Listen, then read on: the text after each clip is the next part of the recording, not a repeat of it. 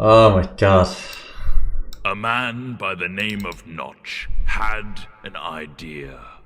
A cave game, a sandbox seemingly endless, an adventure that had everyone saying, just one more block.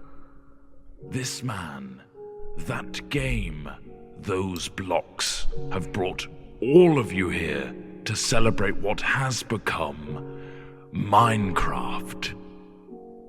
It began as a simple idea. Sorry, but you know you should use the old logo because it's a bit more evolve-y, I guess. Right, fine. The game had a randomly generated world filled with grass, dirt, and an awful lot of stone. You could destroy blocks and place blocks. The spark was there, but it needed more. Yeah, like squids. Stop it. Shortly after, more things appeared, like trees, water, clouds. Lava. Yes, lava. The world looked a little more natural. This was the creative mode in single player, but something was missing. TNT. No other people. Tests began with a multiplayer version. People could now play together. New items and blocks were also added.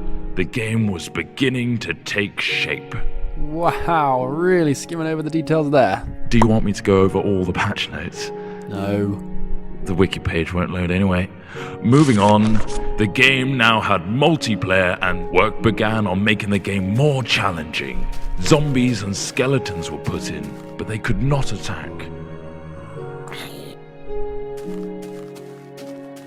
Sheep and pigs were added too. Ooh. Notch also fluffed the coding of the pig and it turned into a creeper. At this stage, this version of the game was labelled Classic. Classic. Brilliant. Then from Classic came the in-dev version. What on earth does that mean? No idea, not important. Dynamic lighting was put in, a new sound engine, and more importantly, crafting was introduced. Then came InfDev. Sorry, what? InfDev introduced a big feature to the world, infinite terrain. No longer was the player constrained to a square world, but now it stretched endlessly. Ore was randomly placed in the world to discover, and other tweaks and introductions were made, like 3D clouds, minecarts and tracks, and also dungeons. Then, the first major version of the game was released. Not like released, but just available? Yeah, pretty much. Fridays became Secret Fridays, where random things were added. The first being redstone, which allowed complex circuitry to be created. What, like that thing? No, that's ridiculous. Snow worlds were added, so were boats and cows, along with a whole host of new items. Oh, and slimes. Oh, those bloody hopping things. Then, in Alpha, the survival mode was brought to multiplayer for the first time. This allowed for players to battle monsters and survive the night together. Or just go around gathering creepers and then have them explode on your mate's house? The next big patch came on Halloween of 2010 and introduced the Nether. This threatening place was full of zombie pigmen and the eerie cries of the ghast.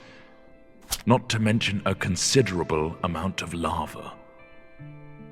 The game hit beta. Ta-da! Lots of new things were added in beta, like dispensers, note blocks, cake, redstone repeaters, and beds. The lighting also got a smooth upgrade. Wolves were now on the prowl, and you could tame one as a pet with a stash of bones. Weather was introduced, including snow, lightning storms, and rain. Oh, look how cute that wolf is shaking off the rain. Aw. We finally found ourselves in 1.6 Does the wolf with the attack introduction enemies? of maps. Your enemies? If they attack A you? new way to navigate If you the have it endless blocks of tamed. Minecraft here. Yeah.